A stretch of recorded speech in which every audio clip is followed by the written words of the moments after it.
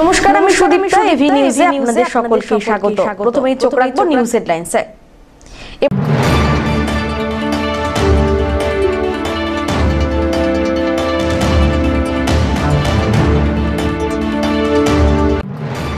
রাজ্যে ফের ভোট প্রচারে প্রধানমন্ত্রী নরেন্দ্র মোদী। ধূপগুড়িতে দুটি লোকসভা আসনে বিজেপি প্রার্থীর হয়ে প্রচার সারলেন তিনি।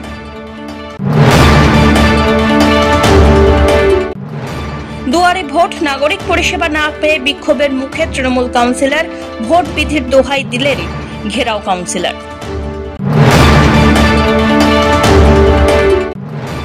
এই প্রথম বেনারসের গঙ্গা আরতির আয়োজন উত্তরবঙ্গেও। 7 দিন ব্যাপী গঙ্গা আরতির আয়োজন করল ডাঙ্গাপাড়া শ্মশানকালী মন্দির কমিটি।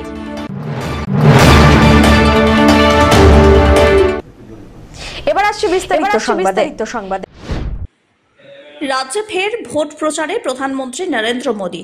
রবিবার দুটি লোকসভা আসনে বিজেপি প্রার্থীদের হয়ে প্রচার করলেন তিনি।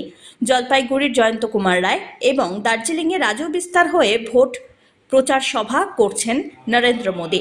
এর আগে কোচবিহারে বিজেপি প্রার্থী নিশীথ প্রামাণিকের হয়ে প্রচার করতে দেখা গিয়েছে মোদীকে। রাজ্যে প্রথম দফায় ভোট কোচবিহার, জলপাইগুড়ি, আলিপুরদুয়ারে। 19 এপ্রিল হবে ভোট। তার আগে ভোটের প্রচারে ফের উত্তরবঙ্গে এলেন প্রধানমন্ত্রী। পরিকল্পনা মতো ধূপগুড়ির ঝুমুর এলাকায় জনসভা করেন। সেখানে তিনি রাজ্য সরকারকে কটাক্ষ করে বলেন, বাংলায় সিন্ডিকেট রাজ চলছে।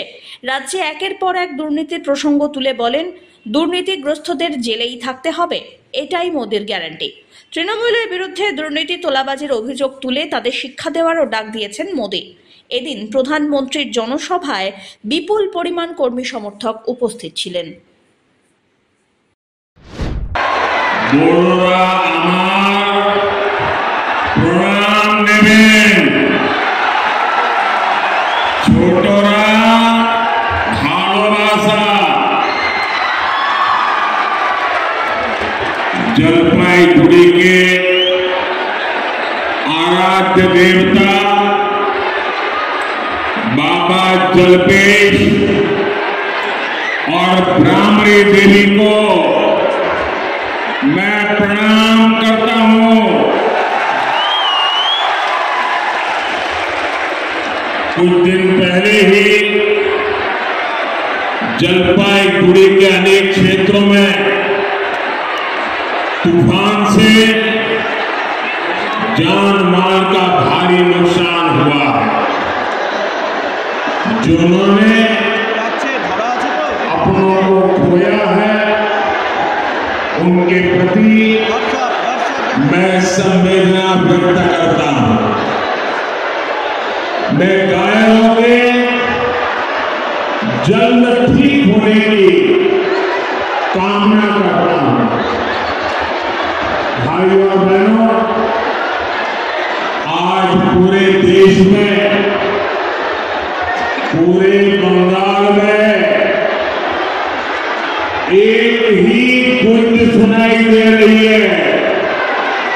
फिर एक बार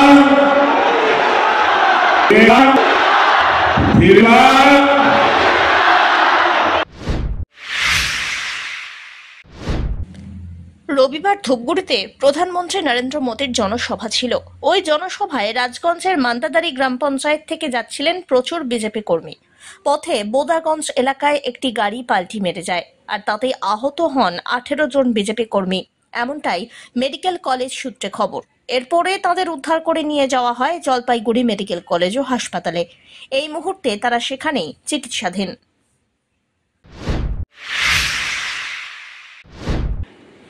দুয়ারে ভোট, নাগরিক পরিষেবা না পেয়ে বিক্ষোভের মুখে তৃণমূল কাউন্সিলর।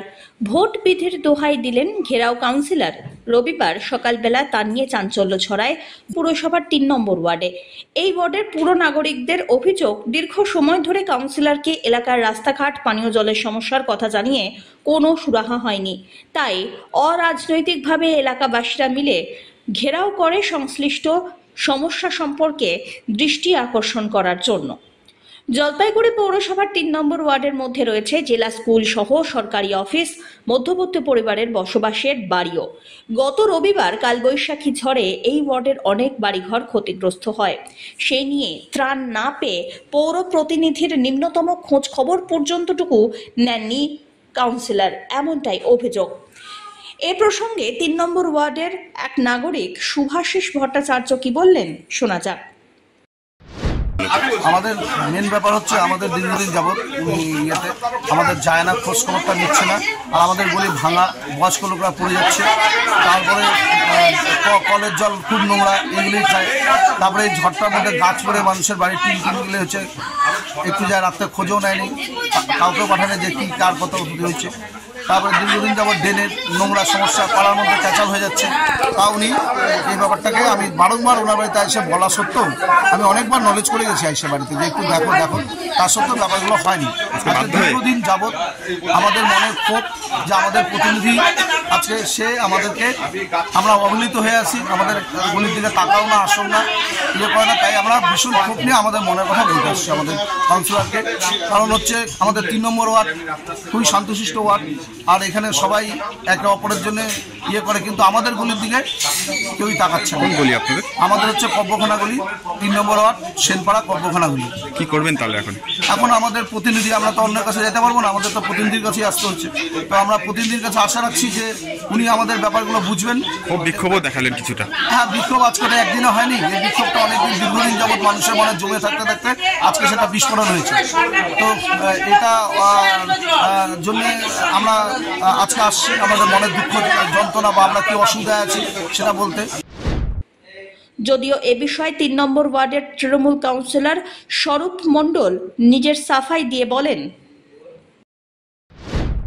তারা হয়তো সেই জায়গাটা হয় না, সেটা লেবারের একটা অপ্রতুলতা আছে ওয়ার্ডে, কিন্তু তা সত্ত্বেও তারা কিন্তু কাজ করার চেষ্টা করছে। আর আপনার আমাদের ঝড়ের পর আমরা কিন্তু একদম খুব দ্রুত গতিতে কিন্তু আমরা জায়গাটা মানে ৩ নম্বর ওয়ার্ডের যাতে স্বাভাবিক জীবনযাত্রা চালু থাকে তার জন্য কিন্তু আমরা ব্যবস্থা গ্রহণ করছি।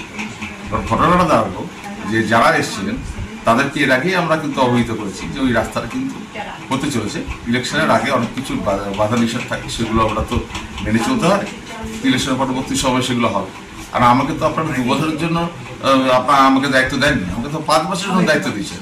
এটা তো লোকসভা নির্বাচন, সুতরাং আপনাদের তো একটু ধৈর্য ধরতে হবে। 5 বছরের কাজ আপনি 2 বছরে করতে বলে তাই পারবো না। কিন্তু আমি যখন কথা দিই, আমাদের ওয়ার্ড কমিটির মাধ্যমে আমাকে কথা দিতে হয়, তারা কিন্তু আলোচনা করে সিদ্ধান্ত নিই আমরা আমাদের ওয়ার্ডের গুরুত্বপূর্ণ রাস্তাগুলো কিন্তু আমরা করে দিতে পেরেছি বা আরো করে চলেছি। ইতিমধ্যে বেশ কিছু গুরুত্বপূর্ণ রাস্তা আমাদের হয়েছে। শিবাজি, আমাদের 3 নম্বর ওয়ার্ডে শিবাজি রোডের মতো গুরুত্বপূর্ণ রাস্তা, সেই রাস্তাটিকে আমরা সংস্কার করে দিতে পেরেছি।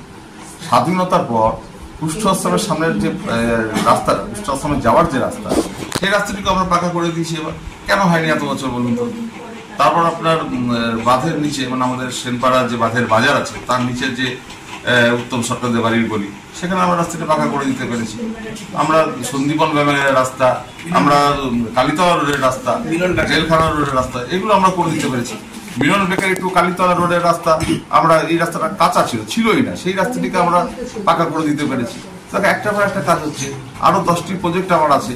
আপনার ভদ্রকালীবাড়ির রাস্তা পাকা হবে, অশোক বিল ফ্যাক্টরির সামনের রাস্তা পাকা হবে, এরকম বিভিন্ন রাস্তা পাকা হবে। সুতরাং একটু মানে আমাদের সঙ্গে যোগাযোগটা করে সেই যে আমি যে বার্তাটা দিলাম আমার ওই এলাকার মানুষকে, তারা যদি আরো 10 জনকে বলতেন তাহলেই হতো। এবং সেটা না হতে একটুখানি এদের মধ্যে অভিমান হয়েছে। আমি ক্ষোভও বলবো না, তারা এখানে এসে আমার সঙ্গে কথা বলবো, আপনি নিজে দেখলেন কথা বলার পর তারা সমস্ত ব্যাপারটাই বুঝতে পারলেন যে অলরেডি তো আমি স্টেপ নিয়ে নিয়েছি যে কোথায় কোন রাস্তা করতে হবে, তার প্রজেক্ট জমা দেওয়া আছে। সুতরাং নতুন করে তার কিছু আমি করতে পারবো। এগুলো যখন ফান্ড আসবে তখন আমার সেগুলো কাজ আস্তে আস্তে হবে। কাজ শুরু হয়েছে, যখন কাজ হবে। তো আমাদের অমিত বণিকের রিপোর্ট, এভি নিউজ।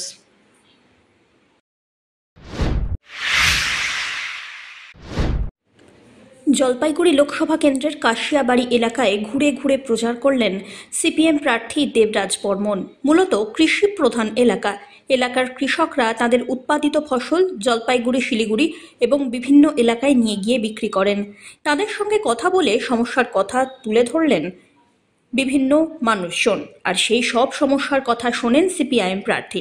জিতলে দিল্লিতে গিয়ে কৃষকদের সবজি পরিবহনের জন্য লোকাল ট্রেনে আলাদা বগির ব্যবস্থা করে দেওয়ার প্রতিশ্রুতি দিলেন তিনি। তো কিরকম মনে হলো? দেখুন, আজকে আমরা প্রচার করলাম যেখানে সেই কাশিয়াবাড়ি রেল স্টেশনের বাজারে, সেখানে আমরা মানুষের কাছে গেলাম এবং সেখানে মূলত সবজি বিক্রেতা যারা ছিলেন তাদের সঙ্গে কথা বললাম, বিক্রেতা ক্রেতা সবার সাথেই, এবং ওখানে অনেক ছোটো ছোটো দোকান আছে, চায়ের দোকান, মুড়ির দোকান, তাদের ওখানে গিয়েও আমরা কথা বললাম। তো মানুষের সেখানে সাড়া খুব ভালো এবং তাদের মূলত একটা দাবি, ওখান থেকে যে দাবিটা উঠে আসলো এবং যেটা আমরা জানি যে একটা বৃহৎ সংখ্যক মানুষ, গরিব মানুষ যারা হচ্ছে এই হলদিবাড়ি থেকে সবজি নিয়ে তারা বিভিন্ন বাজারে বাজারে যান এবং দীর্ঘদিন ধরে, এটা সবার জানা যে দীর্ঘদিন ধরে তাদেরকে বছরের পর বছর ওই যে প্যাসেঞ্জার ট্রেনগুলোতে প্যাসেঞ্জার কম্পার্টমেন্টে মানে ঠেলে কোনো মতে মানে খুব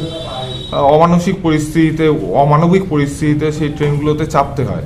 তো এখানকার দীর্ঘদিনের দাবি, যেটা নিয়ে আমরাও কথা বলবো যদি আমরা পার্লামেন্টে যাওয়ার সুযোগ পাই, যে এখানে এই সবজিটা ক্যারি করার জন্য একটা আলাদা বগি, সকালে যে ট্রেনটা আসে সেই একটা আলাদা বগি স্পেশালি এই সবজিওয়ালা যারা আছেন, সবজি বিক্রেতা, তাদের জন্য দিতে হবে।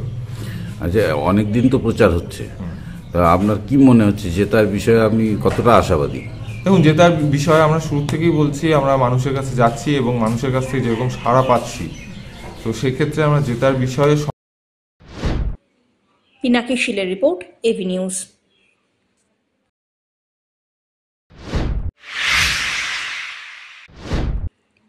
এই প্রথম বেনারসের গঙ্গারতির মতো আয়োজন করা হলো উত্তরবঙ্গেও। 7 দিন ব্যাপী এই আরতির আয়োজন করল ডাঙ্গাপাড়া শ্মশানকালী মন্দির কমিটি। সুদূর বেনারস থেকে 5 জন পুরোহিতকে নিয়ে আসা হয়েছে জলপাইগুড়িতে। এরাই 7 দিন ধরে গঙ্গা আরতি করবেন। জলপাইগুড়ির মোহিতনগরের ডাঙ্গাপাড়া শ্মশানকালী মন্দির কমিটির সদস্যরা রবিবার থেকেই করলা নদীর ঘাটে অনুষ্ঠানের আয়োজন করেছেন। করলা নদীর এই ঘাটে অনুষ্ঠান করার উদ্দেশ্য, করলা যেহেতু উত্তরমুখী তাই তা অনেক পবিত্র বলেই মনে করা হয়। এখানে বারুণের স্নান হয়। এই অনুষ্ঠানে শুভ উদ্বোধন করেন রামকৃষ্ণ মিশনের মহারাজ স্বামী শিবপ্রেমানন্দজি। এছাড়াও ঋষিকেশ থেকে আসা অপর এক স্বামীজি ভারতভূষণজি মহারাজ। আমরা এটা করলাম, আমরা আজকে মোটামুটি বছর আগে গিয়েছিলাম বেনারসে। তো ওটা আমরা তখন ওই প্রথমে বেনারসে দেখেছি গঙ্গা আরতিটা। তো ওটা দেখে আমাদের মনে একটু আশা জাগলো যে আমরাও যদি এই আরতিটাকে আমাদের পাড়া নিয়ে যাই তাহলে আমাদের পাড়ার লোক দেখবে, কারণ অত দূর থেকে তো আর জায়গা দেখা সম্ভব না। যার জন্য আমরা ওই উদ্যোগেই করছি আর কি। এটা গঙ্গা আরতি হলো আজকে প্রথম দিন। এটা হলো ডাঙ্গাপাড়া, মোহিতনগর, জলপাইগুড়ি। আমাদের প্রোগ্রাম 7 দিন অবধি চলবে। এরা বেনারস থেকে এসেছে। কতদিন টাইম লাগবে বা কিভাবে যোগাযোগ করলেন? আমরা এটা অনেক দিনের প্রোগ্রাম আমাদের, যে আমরা মোটামুটি বছর থেকে ভাবছিলাম যে গঙ্গা আরতি এই অনুষ্ঠানটি করব। তো এই মাথায় আস্তে আস্তে তো আমাদের মোবাইলে তো লিঙ্ক তো আছে, ওই মোবাইল থেকে আমরা আর কি ফোন নাম্বার পেয়ে যাই। তারপরে যে আমরা কমিটি থেকে আর কি 2-4 জন আমরা বেনারসে গিয়ে পুরোহিতদের সাথে কথা বলে নিয়ে তারপরে এই প্রোগ্রামটা করলাম। ধীমান রায়ের রিপোর্ট, এভি নিউজ।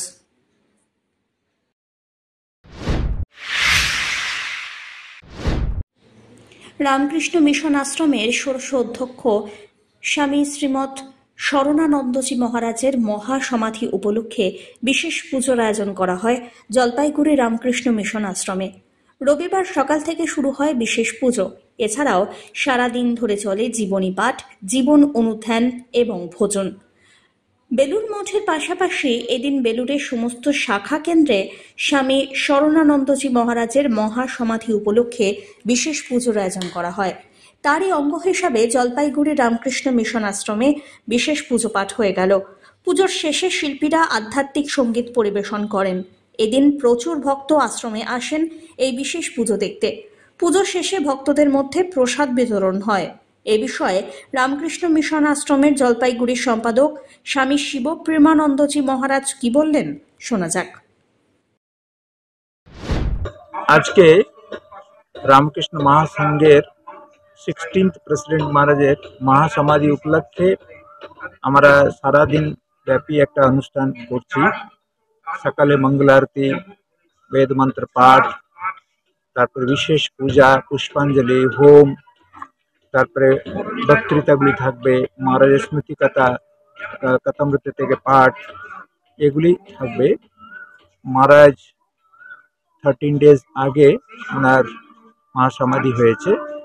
আজকের দিনে রামকৃষ্ণ মহাসংঘের সব আশ্রমগুলিতে এই পূজা পাঠগুলি হয়। আমারও রামকৃষ্ণ মিশন জলপাইগুড়ি এটা আয়োজন করেছি। অনেক ভক্তগণে আজকে উপস্থিত হবেন। মোর দেন 800 ডিওটি এখানে পার্টিসিপেট করার আমরা জানতে পেরেছি। তো আমরা আশা করব ওনার উপদেশ, ওনার বাণী, ওনার জীবনটা মানুষ নিয়ে সার্থক জীবনটা করুক, আধ্যাত্মিক জীবনে ওরা এগিয়ে যাক, এটাই আমাদের প্রার্থনা। পিনাকি শীলের রিপোর্ট, এভি নিউজ।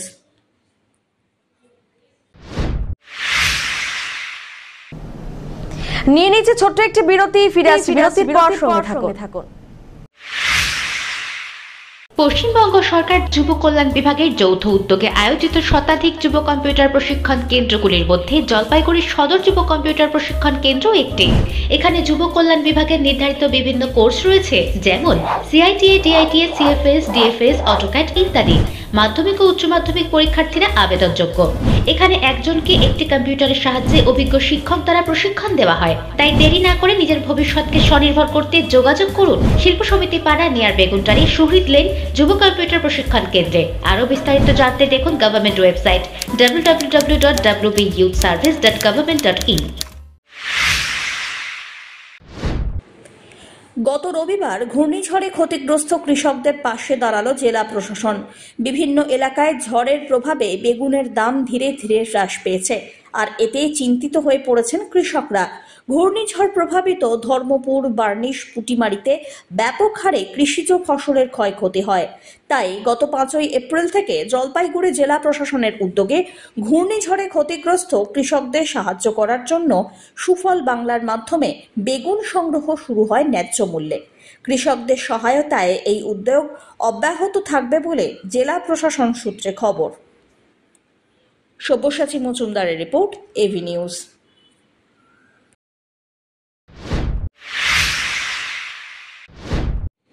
বিধ্বংসী ঝড়ে ক্ষতিগ্রস্ত অসহায় মানুষের সাহায্যার্থে মাটির গান গেয়ে অর্থ সংগ্রহ করল উত্তরের লোককৃষ্টি সংস্থা। বিভিন্ন হাট বাজারে গান গেয়ে ভিক্ষে করে টাকা তোলেন এই সংস্থার সদস্যরা। ময়নাগুড়ির বার্নিশ গ্রাম পঞ্চায়েতের কিছু এলাকায় ক্ষতিগ্রস্ত পরিবারের হাতে কিছু অর্থ তুলে দেওয়াই লক্ষ্য তাঁদের। অর্জিত অর্থ যাতে সঠিকভাবে ক্ষতিগ্রস্ত পরিবারের সদস্যদের হাতে পৌঁছে দেওয়া যায়, তার জন্য ময়নাগুড়ির পরিবেশ প্রেমী সংস্থার কাছে সেই অর্থ তুলে দেন তারা।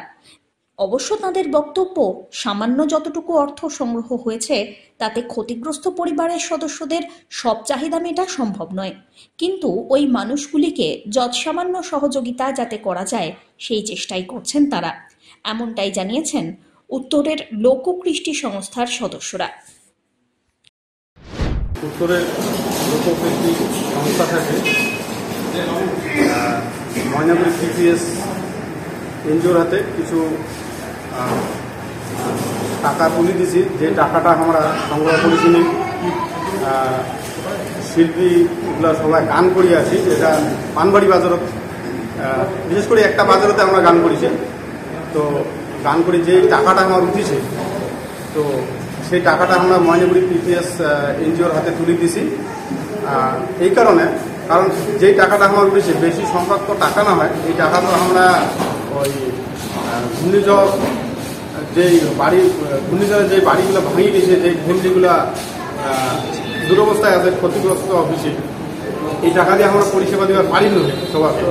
তার জন্য আমরা সবাই মিলে একটা বিবেচনা করি যে টাকাটা কেমন করে তোমার হাতত আমরা পৌঁছে দেওয়ার পারি, পরিষেবা দেওয়ার পারি।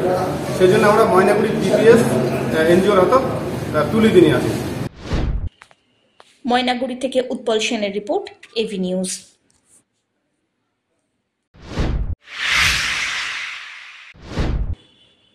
বর্ষার আগেই বাজারে ইলিশ মাছ চাহিদা যে খুব বেশি তা নয়, কিন্তু বিক্রেতাদের মতে এই ইলিশ স্টোরজাত, কিন্তু খাদ্য রসিকদের আটকায় কে? বর্ষার ইলিশ বাজারে আসার জন্য বাকি আর কয়েক মাস, কিন্তু এখনই বাজারে বিক্রি চলছে ইলিশের। তবে এখন যে ইলিশ বাজারে রয়েছে সেটি স্টোরজাত ইলিশ। প্রতি কেজি ইলিশ বাজারে বিক্রি হচ্ছে 600 থেকে 700 টাকা কেজি দরে। যদিও এখনো বর্ষা আসেনি, তার আগেই বাজারে চলে এসেছে বরফে রাখা ইলিশ। এই ইলিশের চাহিদা যে তুঙ্গে তা একেবারে নয়। বিষয়টা খানিকটা দুধের স্বাদ ঘোলে মেটানোর মতো। কিন্তু তাতে কি, ভোজন রসিক বাঙালি সেই ইলিশ কিনে রওনা দিচ্ছেন বাড়িতে হেসেলের উদ্দেশ্যে।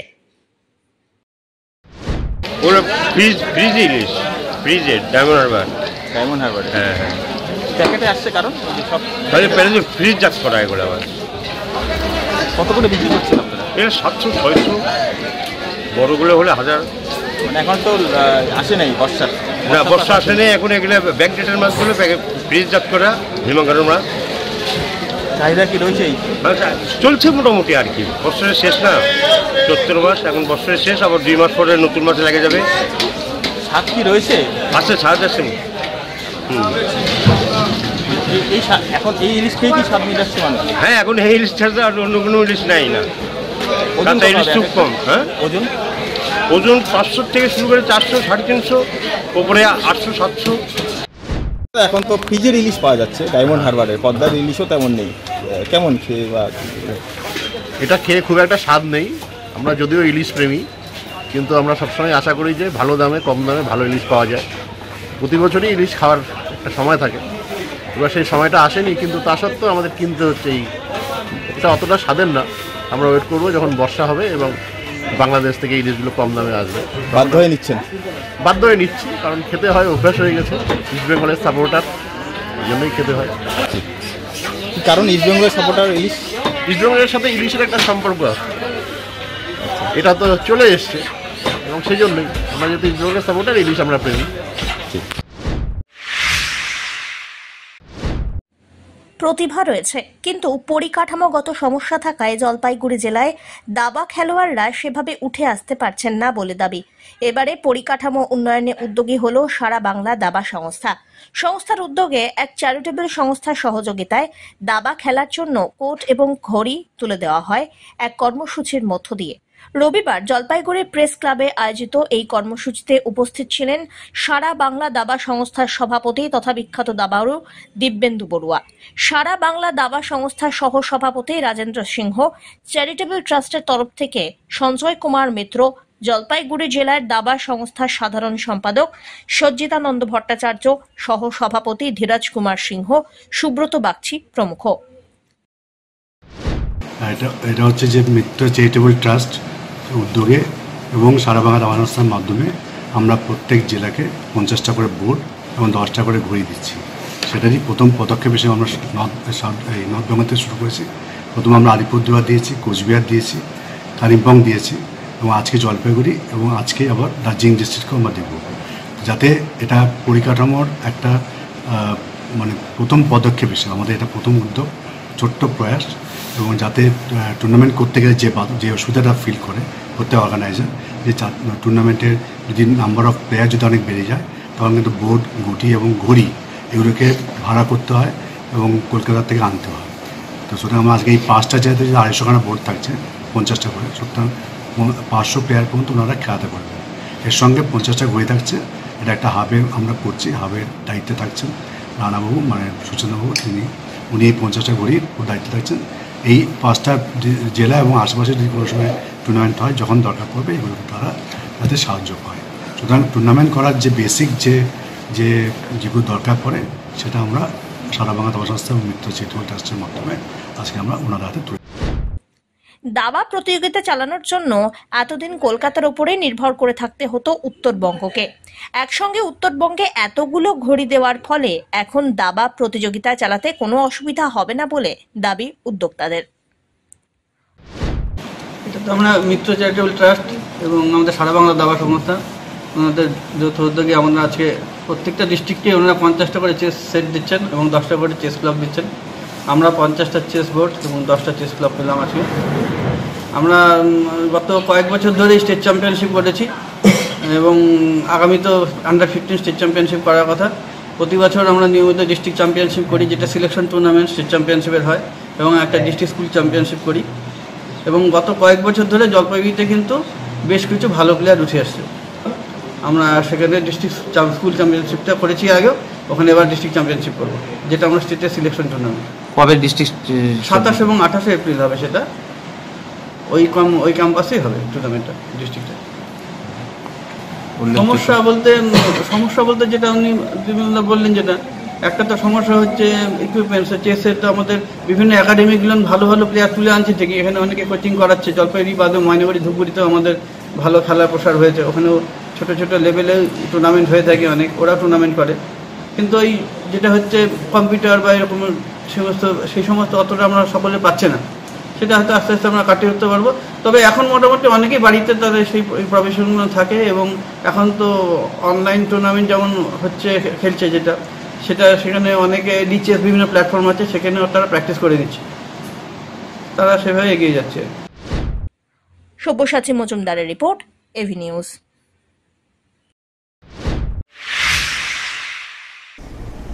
শেষ করবার আগে নিউজ হেডলাইন্স আরো একবার।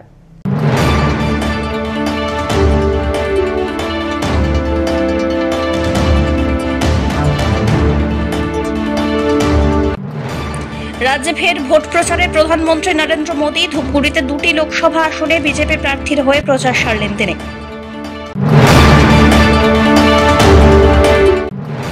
দুয়ারে ভোট, নাগরিক পরিষেবা না পেয়ে বিক্ষোভের মুখে তৃণমূল কাউন্সিলর। ভোট বিধির দোহাই দিলেন ঘেরাও কাউন্সিলর।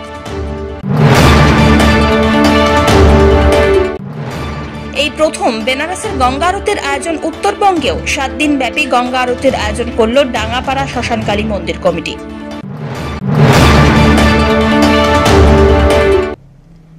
এখনকার মতো এভি নিউজ এ পর্যন্তই। পরবর্তীতে আসছি আরো সংবাদ নিয়ে, দেখতে থাকুন আমার বিশেষ। নমস্কার।